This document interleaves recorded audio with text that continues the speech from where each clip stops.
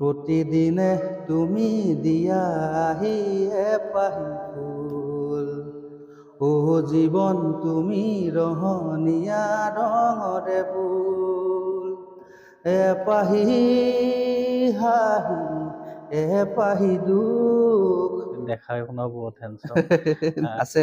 আৰু মানে কি হয়, তেতিয়া মায়ে মোক স্কুল থবলৈ যায়। বিশ্বাস কৰিবা নকৰা নাজানো, মোক ক্লাছ 9লৈকে মায়ে স্কুল থব গৈছে। আচ্ছা আৰু সেই 9লৈকে যে স্কুল থব থাকে, লগৰবিলাকে মোক জোকায়। তেতিয়া থব লাগে জোকায়। কলেজত প্ৰেম হৈছে নেকি? নাই নাই, মই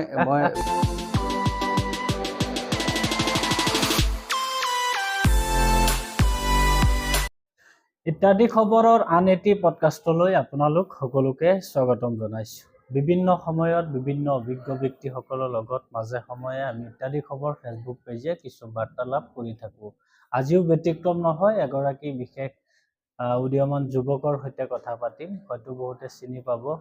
লখিমপুৰৰ এগৰাকী উদীয়মান যুৱক, বিভিন্ন সামাজিক কাম কাজৰ লগত জড়িত থাকি ভাল পোৱা, বিভিন্ন সময়ত বিভিন্ন ধৰণৰ অনুষ্ঠান প্ৰতিষ্ঠান তেখেতে নিজেই খুব সুন্দৰকৈ পৰিচালনা কৰা এগৰাকী বিশেষ ব্যক্তি। তেখেত হৈছে লখিমপুৰ আঞ্চলিকৰ AJYPৰ সভাপতি মনোজ কলিতা। এই মুহূৰ্তত ইত্যাদি খবৰৰ আজিৰ এই বিশেষ পডকাষ্টত উপস্থিত আছে। মই আপোনালোকৰ সন্মুখত চিনাকি কৰাই দিয়াৰ লগতে তেখেতৰ লগত কিছু বাৰ্তালাপ কৰিব বিচাৰিছোঁ। তো পলম নকৰি আহক আমি তেখেতৰ সৈতে পৰিচয় হওঁ। দাদা, প্ৰথমতে আপোনাক স্বাগতম জনাইছোঁ। নমস্কাৰ। কেনে চলিছে দাদা বৰ্তমান? চলি আছে, ৰাইজৰ আশীৰ্বাদত সকলোখিনি কাম কৰি আছো। ভালে আছে। একেদিন ধৰি যোগাযোগ কৰি আছো, আপুনিও ব্যস্ততাৰ চলি মাজত আছে। অকণমান সময় দিয়াৰ বাবে প্ৰথমতে ধন্যবাদ জনাইছো আপোনাক। প্ৰথম দাদা আহিব বিচাৰিছো, যিহেতু ছাত্ৰ অৱস্থাৰ পৰা এটা সংগ্ৰামী যাত্ৰাৰ লগত আপুনি জড়িত, বিভিন্ন সময়ত বিভিন্ন সমস্যাৰ হকে আপুনি মাত মাতে, সেয়া ছাত্ৰ ছাত্ৰীৰ সমস্যাই হওক বা বিভিন্ন। গতিকে এই যিটো এটা সংগ্ৰামী যাত্ৰা আপোনাৰ কেনেকৈ ষ্টাৰ্ট হৈছিলে প্ৰথম জানিব বিচাৰিম। মই এটা সময়ত মই নৃত্যৰ লগত খুব জড়িত, আজিও নৃত্যৰ লগত জড়িত। মোৰ এখন ডান্স একাডেমিও আছে। সেই সময়ত মানে মই আমি খুব এটা গ্ৰুপ প্ৰেক্টিচ আমি কৰি থাকোঁ। এনেকুৱা কামখিনি কৰি থাকোঁতে আমাৰ কেইজনমান দাদাই মানে মোক ক'লে যে এনেকৈ সংগঠনৰ কিছুমান কাৰ্যসূচী থাকে, যে তুমি আহিবা। তো সেই সময়ত মই সংগঠনৰ কিছু কাৰ্যসূচীত মই অংশগ্ৰহণ কৰিলোঁ। আৰু সেই যে অংশগ্ৰহণ যে কৰিলোঁ, সেই সময়ত তেতিয়া মই অংশগ্ৰহণ কৰাৰ লগে লগে মই কিছুমান বস্তু মানে জানিবলৈ ইচ্ছা কৰিলোঁ, যে মানুহে সংগঠন কিয় কৰে, বা সংগঠনৰ মজিয়াত থাকি মোৰ কৰণীয় কামসমূহ কি হ'ব, বা সংগঠনলৈ যে যুৱচামবিলাক কিয় আহিব লাগে। এই কথা বতৰাবিলাক যেতিয়া মই চিন্তা চৰ্চা কৰিলোঁ, মোৰ সংগঠনৰ প্ৰতি আকৰ্ষিত হ'লোঁ। আৰু সংগঠনৰ মজিয়াত আহি যেতিয়া মই নিজে দায়িত্বলৈ মই আগবাঢ়ি আহিলোঁ, তেতিয়া গম পালোঁ যে জাতিটোক নেতৃত্ব দিব পৰা, নিজৰ ভাষাটো, কলা কৃষ্টি সংস্কৃতি সুৰক্ষা ৰাখিব পৰা মূল মঞ্চখনেই হ'ল সংগঠনৰ মজিয়া। সংগঠনৰ মজিয়াখনত থাকি মই মোৰ যোনটো জীৱন ভগৱানৰ পৰা উপহাৰ হিচাপে পাইছোঁ, সেই জীৱনটোত মই কিঞ্চিত পৰিমাণে মই সমাজখনৰ কাৰণে বা জাতিটোৰ কাৰণে কিবা এটা কৰিব পাৰোঁ। আৰু সেই চিন্তা লৈ মই এই সংগঠনৰ মজিয়াখনত আজি পৰ্যন্ত মানে লাগি আছো। আৰু তাৰপিছত যেতিয়া আপুনি জড়িত হৈছিল, আজিলৈকে আপুনি যিহেতু আঁতৰিব পৰা নাই, হয়তো ৰাইজেও আপোনাক বিচাৰে আৰু আপুনিও কাম কৰিবৰ কাৰণে মনস্থ কৰে, ইচ্ছা কৰে, তো এইটো বহুত এটা ডাঙৰ কথা। তাৰপিছত আপোনাৰ শিক্ষা জীৱন, মই মানে সত্যসাই আদৰ্শ প্ৰাথমিক বিদ্যালয়ত মই প্ৰাথমিক শিক্ষা গ্ৰহণ কৰিলোঁ। তাৰপিছত সুবনশ্ৰী সেৱাশ্ৰমত মই 7লৈকে পঢ়িলোঁ। তাৰপৰা টাউন হাইস্কুলত মই উত্তৰ লখিমপুৰ নগৰ উচ্চ মাধ্যমিক বিদ্যালয় 8ৰ পৰা মানে মেট্ৰিক তাল দিলোঁ। আৰু কমাৰ্চ কলেজত মই মানে কলেজীয়া জীৱন শেষ কৰিলোঁ। আৰু তাৰপিছত এই মানে নিজৰ জীৱনৰ দায়িত্ববোৰ লৈ, ঘৰৰ দায়িত্ব ল'বলগীয়া, ঘৰৰ ডাঙৰ ল'ৰা মই, আৰু ঘৰৰ দায়িত্ব লৈ 2জন ভাইটিও আছে মোৰ।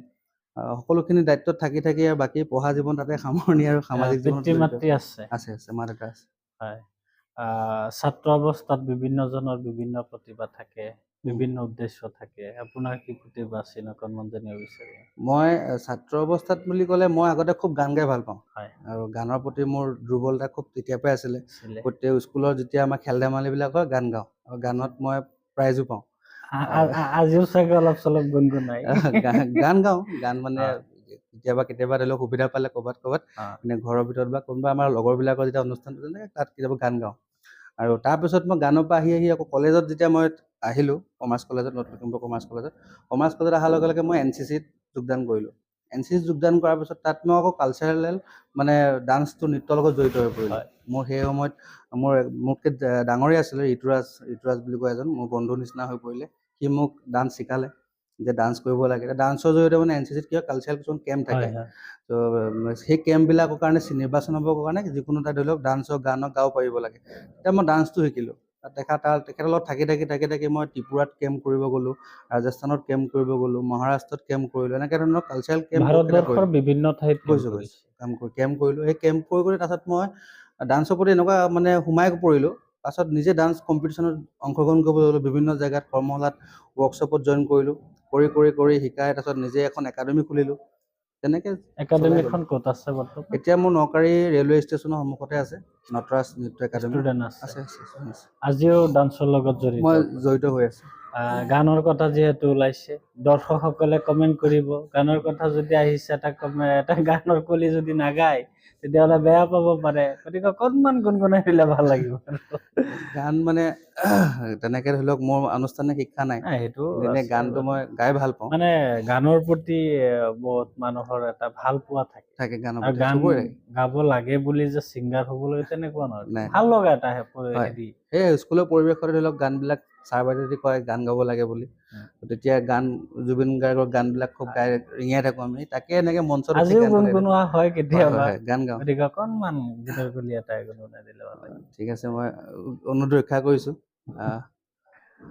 প্ৰতিদিনে তুমি দিয়া আহি এপাহি ফুল, জীৱন তুমি ৰহনীয়া ৰঙৰে ফুল, এপাহি হাঁহি এপাহি দুখ, তাৰে সজাই তোলো মোক, প্ৰতিদিনে তুমি দিয়া আহি এপাহি ফুল, জীৱন তুমি ৰহনীয়া ৰঙৰে ফুল। খুব ধুনীয়া হৈছে দাদা, খুব ধুনীয়া হৈছে। একচুৱেলি সংগঠনৰ লগত যিহেতু জড়িত, আপুনি দেখাই শুনাও বহুত হেণ্ডচাম, ইচ্ছা কৰিলে ভাল হিৰো হ'ব পাৰে।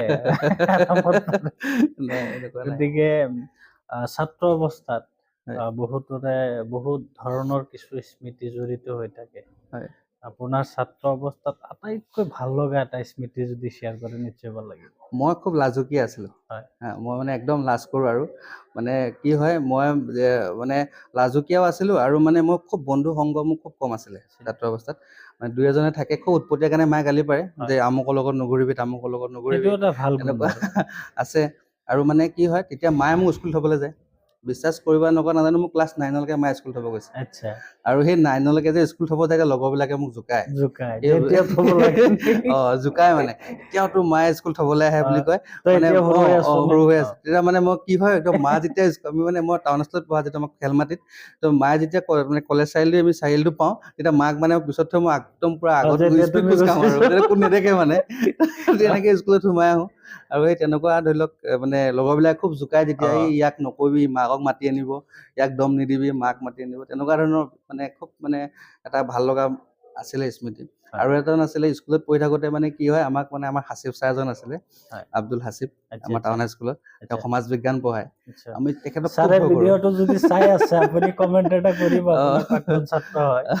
ছাৰক মানে কি হয় খুব ভয় কৰোঁ আমি, মানে ছাৰ একদম ছাৰ অহাৰ লগে লগে চিধাকে বহি থাকিবলগীয়া হয় আৰু একদম বেকা হ'ব নহয়। ছাৰে কয় চিধাকে বহি থাকিবি, ৰাজহাঁহ বেকা হ'ব নহ'লে। তাৰপৰা আচাৰিডালি খুব পিটে নহ'লে, আমি একদম চিধাকে বহি থাকোঁ। আৰু ছাৰে যদি হোমৱৰ্ক দিয়ে আমি মানে যেনেকৈ নহওক কৰিবলৈ একদম চেষ্টা কৰোঁ। আৰু যোনদিনা আমি কৰি নাহোঁ ছাৰ আহিব, আমি গেটৰ মুখত ৰখি থাকোঁ। ছাৰৰ চকাত পম নাই বুলি আমি কওঁ, ছাৰ আপোনাৰ চকাত পম নাই, চাইকেলখন দিয়ক আমি পাম দি আনো, এই বুলি কৈ আনি ছাৰক পাম দি আনি চাইকেলখন দিওঁ আৰু ছাৰে যেনে হোমৱৰ্ক চেক নকৰে। খুব সুন্দৰ স্মৃতি। আচলতে ছাত্ৰ জীৱনৰ সেইবিলাক স্মৃতি কেতিয়াবা মনত পৰিলে এনেও ভাল লাগে। ছাত্ৰ জীৱনত বহুত ধৰণৰ স্মৃতি জড়িত আছে। দাদা উদ্যায়নৰ সময়ত কলেজত প্ৰেম হৈছে নেকি? নাই মই মানে খুব ক'লো নহয়, মই খুব লাজুকীয়া আছিলোঁ। কলেজ জীৱনত মোৰ কোনো ছোৱালী বন্ধুৱে নাছিলে, কোনো ছোৱালী আজিও মোক চিনিয়ে নাপায় চাগে মই সিহঁতৰ লগত যে পঢ়া আছিলোঁ বুলি। খালি মই কলেজলৈ যাওঁ, মোক কলেজত মানে কি হওক মই NCC এটা জইন কৰিলোঁ, তেতিয়া মানে মই অকল NCC আৰু একদম আৰ্মি হ'বলৈ খুব মন গ'ল আৰু তেতিয়া তো NCC দিনে নিশাই NCC মই মানে কি হয় NCCটো খুব ভাল আছিলোঁ NCC মানে যোনটো কেম্পতে যাওঁ মানে তাত মোক ধৰক ভাল লিডাৰশ্বিপ গুণ এটা দিয়ে কেম্প চিনিয়ৰ দিয়ে বা কমাণ্ডাৰ হিচাপেও দিয়ে এনেকুৱা ধৰণৰ ধৰি লওক হৈ থাকে মই ইটোৰ পিছত সিটো কেম্পৰ কাৰণে চিলেকশ্যন হৈয়ে থাকোঁ তো কলেজতো মানে মোক সেইকাৰণে মানে NCC ল'ৰা বুলিয়ে মাতে এতিয়াও মানে প্ৰায় ল'ৰাবিলাকে এইটো NCC ল'ৰা গৈ আছে এতিয়াও কয় NCC বাৰু ভালে আছনে এনেকৈ মোক কয় ত' মই সেই NCC থকা সময়কণটো মোৰ তলৰ যিসকল জুনিয়ৰ কেণ্ডিডেট আছিলে তেখেতসকলকো মই ধৰি লওক খুব ভালকেনে শিকাইছিলোঁ আজিও মোৰ তাত NCC শিকা ল'ৰা কেইবাটাও আৰ্মিত চাকৰি পালে দৌৰা শিকোৱাইছিলোঁ বেটেলিয়নত চাকৰি কৰি আছে এতিয়াও লগৰবিলাক কেতিয়াবা আহি লগ কৰে ভাল লাগে কেতিয়াবা নিশ্চিতভাৱে যিহেতু এটা সংগঠনৰ মঞ্চত আছে মজিয়াত আছে সংগঠনৰ জৰিয়তে বিভিন্ন কাম কাজ কৰি আছে অসমৰ লগতে অসমৰ বিভিন্ন জিলাত যাব লগা হয় কেতিয়াবা বিভিন্ন ধৰণৰ মানুহক লগ পাই বিভিন্ন ধৰণৰ এটা অভিজ্ঞতা গোটোলে এই গোটেই দিশৰ পৰা কি ক'ব বিচাৰিব কেনে লাগে মই আপুনি সামাজিক ক্ষেত্ৰখনৰ কথা কৈছে মানে কি হয় দেই মই নিজেও সংগঠনৰ মজিয়াত আছোঁ আৰু থাকি মানে মই আজিকালি সামাজিক যোনটো মানে আজিকালি মানুহবিলাক প্ৰায় সামাজিক ক্ষেত্ৰত ওলাই আহিবলৈ বেয়া পোৱা মূল কাৰণ কেইবাটাও আছে মই চালোঁ যে মানুহবিলাক কিয় সামাজিক ওলাই নাহে কেৱল নিজস্ব চিন্তা কৰি থাকে তেতিয়া মানে মই এবাৰ কৈ থাকোঁতে এজন মানুহক মই সুধিলোঁ দাদা আপোনালোকতো ইমান ভাল মানুহ সামাজিক ক্ষেত্ৰত ওলাই আপোনালোকে যদি নেতৃত্ব দিয়ে মই বোলো সামাজিক মানে সমাজততো এনেকুৱা কিছুমান অপৰাধমূলক কাম বা কুপ্ৰথাবিলাক বন্ধ হ'ব তেতিয়া তেখেতসকলে মানে মোক কয় যে সামাজিক ক্ষেত্ৰখনত যদি আমি আহোঁ আমাক মানে যোনখন মানে আসন দিব লাগে যিটো ধৰি লওক মানে স্থান দিব লাগে কিছুমান নিদিয়ে দিব নিবিচাৰে আৰু দিব নিবিচাৰে কাৰণে কি হয় মানুহ কিছুমান চবৰে ধৰি লওক এটা নিজৰ মানে আত্মবিশ্বাস হেৰি এটা থাকে ইগ' এটা চবৰে থাকে ধৰি লওক মই যাম মোক এইটো কৰিব তেনেকুৱা ধৰণৰ কাম কিছুমান থাকে তো যিসকলে কামটো কৰাৰ ইচ্ছা থাকে হেঁপাহ থাকে তেখেতসকলক নেতৃত্ব সমাজখনে আগুৱাই দিব লাগে আমাৰ বা কৰিম বুলি ইচ্ছা প্ৰকাশ কৰিলেও সেই মানুহসকলে সুবিধা নাপায় আৰু সুবিধা নোপোৱাৰ কাৰণে কিছুমান মানুহ ঘৰতে সোমাই থাকে যিও হ'ব সমাজৰ কথা ইমান চিন্তা কৰি নাথাকোঁ আৰু কিছুমান মানুহ সমাজৰ কাম কৰি কিছুমান বদনামো পাবলগীয়া হয় আৰু সেইকাৰণে বহুত মানুহ সেই অভিজ্ঞতা কিছুমান মানুহৰ পৰা মই গম পাইছোঁ আৰু এটা কথা গম পালোঁ যে দায়িত্বত থকা মানুহবিলাক সদায় বদনামী হয় সেইটো কাৰণে মানুহে ভাল কাম নকৰক আৰু দায়িত্বত আজি মই আছোঁ মোৰ বিভিন্ন প্ৰকাৰ মোক বদনাম কৰিলে মানুহে উঠি পৰি লাগিবই আৰু যিসকলে কিন্তু দায়িত্বত নাথাকে তেখেতসকলে কিন্তু ডাঙৰ জ্ঞান দিবলৈ ৰেজি লাগে যোনবিলাক ডাঙৰ জ্ঞান দিয়ে সেইবোৰ দায়িত্বত নাথাকে আৰু যোন দায়িত্বত থাকিব এই বদনাম ভাগি থাকিব কিন্তু তাৰ মাজৰ পৰা কাম কৰি যাব কাম কৰিব লাগিব এতিয়া আমি সংগঠনৰ মজিয়াত দিনে নিশাই সমালোচনা হয় কেতিয়াবা কিবা এটা কথা ক'লেও মানুহে কয় যে ই বেছি কথা কেতিয়াবা নকৰিলেও কৈ একো নকৰে তেনেকুৱা ধৰণৰ সমালোচনা থাকে অভিজ্ঞতা আৰু সেই অভিজ্ঞতাবিলাক লগত লৈ চাওঁ কিমান দূৰ আগবাঢ়ি যাব পাৰোঁ কৰি আছোঁ বিগত সময়ত কা আন্দোলন যেতিয়া হৈছিলে আমি দেখিছোঁ আপুনি যিহেতু সামাজিকভাৱে বা সামাজিক মাধ্যমতো খুব এক্টিভ আপুনি বিভিন্ন ধৰণৰ অনুষ্ঠানত আপুনি ভাগ লৈছে বিভিন্ন ধৰণৰ প্ৰতিবাদী কাৰ্যসূচীত ভাগ লৈছে সেই এটা মুহূৰ্ত খুবেই এটা বেদনাদায়ক হ'ল পিছত গৈ কেইবাগৰাকী যুৱক আমি হেৰুৱাব লগা হ'ল সেই যি এটা কলা অধ্যায় বা যি এটা খুব বেয়া লগা এটা পৰিৱেশ কেতিয়াবা মনত আহে নিশ্চয় মনত আহে আমি কাৰণ চাওক দেই প্ৰথম কথাটো হ'ল জাতিটো আমাক যদি জাতিটো যদি সুৰক্ষিত হৈ নাথাকে বা জাতিটোক যদি আমি সুৰক্ষিত কৰি ৰাখিব নোৱাৰোঁ তেনেহ'লে ধৰি লওক আমি সংগ্ৰাম কৰা অৰ্থ একো নাথাকিব বা আজিৰ যুগত সংগঠন কৰা অৰ্থ নাথাকিব আৰু মই এইটো ভাবোঁ যে অসম আন্দোলন কৰাৰ পিছত অসম আন্দোলন হৈ যোৱাৰ পিছত আমি পুনৰ আন্দোলন কৰিব অহাটোৱে আমাৰ দুৰ্ভাগ্যজনক কথা কাৰণ অসম আন্দোলনেই মানে ভাৰতবৰ্ষৰ মানে পৃথিৱীৰ ডাঙৰ এটা আন্দোলন হৈছিলে যিটো আন্দোলন 855গৰাকী শ্বহীদ হৈছিলে সেই আন্দোলনৰ পিছত আমি আকৌ যে পুনৰ আন্দোলন কৰিবলগীয়া জাতিটোৰ কাৰণে ভাষাটোৰ কাৰণে সেই আজি মানে সেইটোৱে দুৰ্ভাগ্যজনক কথা আমাৰ প্ৰজন্মটোৰ কাৰণে সেই কা আন্দোলনো যেতিয়া আমি গম পালোঁ যে চৰকাৰে বাংলাদেশী হিন্দু বাংলাদেশীসকলক অসমত ভাৰতবৰ্ষত বিভিন্ন ঠাইত সংস্থাপন কৰিব আৰু সংস্থাপন কৰাৰ লগে লগে আমাৰ এটা মনত শংকা আহি গ'ল যদি আমাৰ যিটো অসমীয়া মানুহৰ যিটো মানে স্বাভিমান আছে স্বাভিমানী জাতি হিচাপে সকলোৱে জানে অসমীয়া মানুহখিনি তো এই অসমীয়া মানুহখিনি ক'ৰবাত সংখ্যালঘুত পৰিণত হ'ব নেকি নিজৰ ভাষা কলা কৃষ্টি সংস্কৃতি হেৰাই যাব নেকি ত' এইবোৰ চিন্তাই তেতিয়া আমাক কি কৰিছিলে যথেষ্টখিনি মানে এই সংগ্ৰামৰ মজিয়াখন জপিয়াই পৰিবলৈ সাহস দিছিলে আৰু তেতিয়া আমি চৰকাৰখনৰ বিৰুদ্ধে পূৰা মানে জোৰদাৰ আন্দোলন কৰিছিলোঁ ৰেল অৱৰোধ কৰিছিলোঁ বিভিন্ন কাৰ্যসূচীত অংশগ্ৰহণ কৰিছিলোঁ আৰু পুলিচৰ প্ৰশাসনৰ ফালৰ পৰা যথেষ্টখিনি হাৰাশাস্তিৰ সন্মুখীন হ'বলগীয়া হৈছিলে সেইটো সময়ত ৰাতিপুৱা 4 বজাত গৈ CRPF আমাক ঘৰ ঘেৰা কৰি ৰাখে বা থানাত কথা নাই বথা নাই হকে বিহকে সোমাই মাতি দিয়ে। আনে, এনেকুৱা ধৰণৰ বিভিন্ন তিক্ত অভিজ্ঞতা হৈছে। তথাপিও কিন্তু সংগ্ৰামখনৰ পৰা পিছুৱাই যোৱা নাছিল। আমাৰ বিভিন্ন সতীৰ্থ ধৰি লওক আমাৰ মাজৰ পৰা আঁতৰি ৰাজনৈতিক মঞ্চলৈ গ'ল, কিবা কিবি কৰিলে, কিন্তু আমি আজিও সেই মতত ঐক্য হৈ আছো যে কোনো কাৰণতে যেতিয়ালৈকে যুঁজিব পাৰোঁ যুঁজি যাম আৰু তেনেকুৱা এটা চিন্তা কৰিছোঁ। আপোনাৰ সংগ্ৰামী যাত্ৰাখনত সাধাৰণতে ঘৰৰ যিখিনি অভিভাৱক থাকে, মা দেউতাই হওক, এটা ভয় ভাৱ তেওঁলোকৰ থাকে মনত থাকে আহে, যাৰ থাকে কাৰণে হয়তো এই ক্ষেত্ৰখনত যাবলৈ নিদিয়া বা বাধা আৰোপ কৰে। আপুনি যিহেতু এই ক্ষেত্ৰৰ লগত বহুত দিনৰ পৰা জড়িত, এই ক্ষেত্ৰত ঘৰখনৰ পৰা ছাপোৰ্ট কেনে পাইছে? ঘৰৰ পৰাতো মই মানে সমৰ্থনটো সম্পূৰ্ণ পাইছোঁ কাৰণে ইমানখিনি আজি কৰিব নিশ্চিত। পাৰিছোঁ। ঘৰখনে মোক প্ৰতিটো ক্ষেত্ৰত মানে কেতিয়াবা মায়ে কয় টিভিত খুব মই ওলাই থাকোঁ বুলি মায়ে গালি পাৰে, টিভিত তই ইমান কথা কেলৈ কৈ থাক, টিভিত ইমান কথা চৰকাৰখনক ইমান যে সমালোচনা কৰি দিয়, কৈ থাক কথা নাই কথাবিলাক, এইবিলাকে তোক কেতিয়াবা শলদেশত পেলাব, মা দেউতাই ভয় কৰে। তেতিয়া মই কওঁ যে কথাখিনি তোক ক'ব লাগিব ন কোনোবাই, আৰু কোনোবাই সংগঠন কৰিছে লুকাই কৰে। আজি লখিমপুৰতো বিভিন্ন মই দেখিছোঁ সংগঠন কৰে লুকাই কৰে, সন্মুখত আহি নেতৃত্ব দিবলৈ ভয় কৰে, তলে তলে সংগঠনবিলাক কৰে। আচলতে তেনেকুৱা ধৰণৰ চৰিত্ৰ লৈ লাভ নাই। সংগঠন কৰিছে নেতৃত্ব সন্মুখৰ পৰা দিব পাৰিব লাগিব, সাহস থাকিব লাগিব।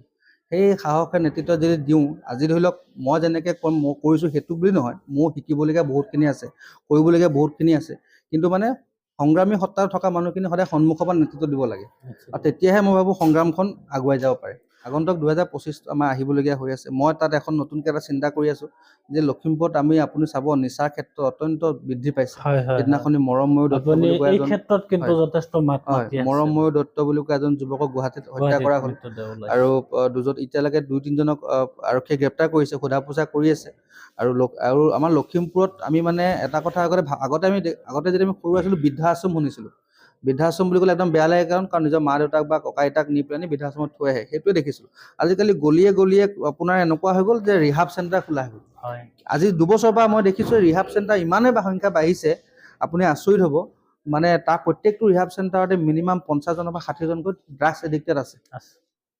এই ড্ৰাগছ এডিক্টেডে আমাৰ যুৱ প্ৰজন্মটো একদম নিশেষ কৰিছে, এটা জাতিৰ ভৱিষ্যত শেষ কৰি দিছে।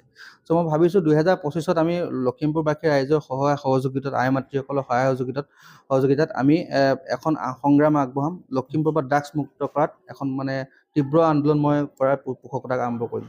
শেষত আপুনি নেতৃত্ব দিয়া যিটো সংগঠন অসম জাতীয়তাবাদী যুৱ পৰিষদ, এই সংগঠনৰ বিষয়ে অকণমান জানিব বিচাৰিম, যিহেতু সকলো ধৰ্ম জনগোষ্ঠীৰ মানুহ ইয়াত আছে। এইটো এনেকুৱা নহয় যে অকল হিন্দুখিনি থাকিব বা মুছলমানখিনি নাই, কিছুমানৰ ক্ষেত্ৰত আজিকালি এইবিলাক সোমাইছে। এই সংগঠনৰ বিষয়ে থুলমূলকৈ অকণমান জানিব বিচাৰিম। অসম জাতীয়তাবাদী যুৱ পৰিষদৰ মঞ্চখন আচলতে এখন বিৰাট ডাঙৰ বহল মঞ্চ। ইয়াত আপোনাৰ সকলো জাতি জনগোষ্ঠীয় ধৰ্মাৱলম্বী ভাষা-ভাষী লোকে থাকে। আমাৰ সংবিধানত লিখা আছে স্পষ্টভাৱে, যিসকল লোকে অসমক ভাল পায়, অসমীয়াক ভাল পায়, অসমত থাকি অসমৰ বায়ু গ্ৰহণ কৰি অসমীয়াৰ কাৰণে কাম কৰিব বিচাৰে, তেখেতসকল অসমীয়া, আৰু আমি সেইটো গতিয়ে কাম কৰি আহিছোঁ। আমাৰ সন্মানীয় সভাপতি মবিন আহমেদ ডাঙৰীয়া এগৰাকী মুছলমান, তেখেত সভাপতি জিলাৰ দায়িত্বত আছে। আমাৰ কেন্দ্ৰীয় পৰ্যায়ত এগৰাকী আছে ৰাজেন তালুকদাৰ, তেওঁ সভাপতি, আৰু হৰেণ বৰুৱা আমাৰ সাধাৰণ সম্পাদক, ৰাহুল আমিন বুলি কোৱা এজন তেওঁ বিত্ত সম্পাদক। আমাৰ সকলো জাতি জনগোষ্ঠীৰ লোকে ইয়াত আছে। আৰু তাৰ লগতে আমাৰ মূল দাবীটো হৈছে পূৰ্ণ স্বায়ত্ব শাসন, আন্তঃৰাজ্যিক পাৰপত্ৰ ব্যৱস্থা, বানপানী সমস্যাৰ স্থায়ী সমাধান, এনেকুৱাকে ধৰি অসমৰ ভূমি থলুৱা মানুহৰ হাতত থকা যিখিনি অসমৰ সম্পদৰ অধিকাৰ আমাক লাগিব, ৰাজনৈতিকভাৱে অধিকাৰ আমাৰ, এইসমূহ মূল দাবীক লৈ আমি কাম কৰি আছোঁ। আগন্তুক দিনবিলাকত আমি এনেদৰে কাম কৰি থাকোঁ।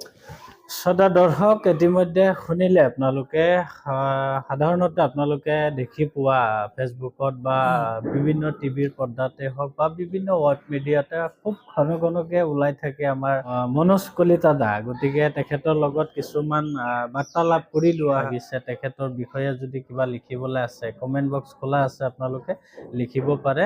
দাদা, ব্যস্ততাৰ মাজত এইখিনি সময় আমাক দিয়াৰ বাবে বহুত বহুত ধন্যবাদ। বহুত ধন্যবাদ থাকিল। আৰু তোমালোকৰ এই ইত্যাদি খবৰ পেজৰ জৰিয়তে মই সমগ্ৰ অসমবাসী ৰাইজক আগন্তুক ইংৰাজী নৱবৰ্ষৰ লগতে অসমীয়া ভোগালী বিহুৰ শুভেচ্ছা জ্ঞাপন কৰিছোঁ, আৰু আশা কৰিছোঁ যে এই 2025 চনটো আমাৰ সকলোৰ মাজত সমন্বয় সম্প্ৰীতিৰ মাজেৰে পাৰ হওক, আমাৰ মাজৰ ভেদাভেদবোৰ দূৰ হওক, আমি সদায় অসম আৰু অসমীয়াৰ বাবে একত্ৰিতভাৱে সকলো লগ লাগি যাতে অসমখনৰ উন্নয়নৰ কথা চিন্তা কৰিব পাৰোঁ, জাতিটোৰ কাৰণে চিন্তা কৰিব পাৰোঁ, তাৰে কামনা কৰিছোঁ।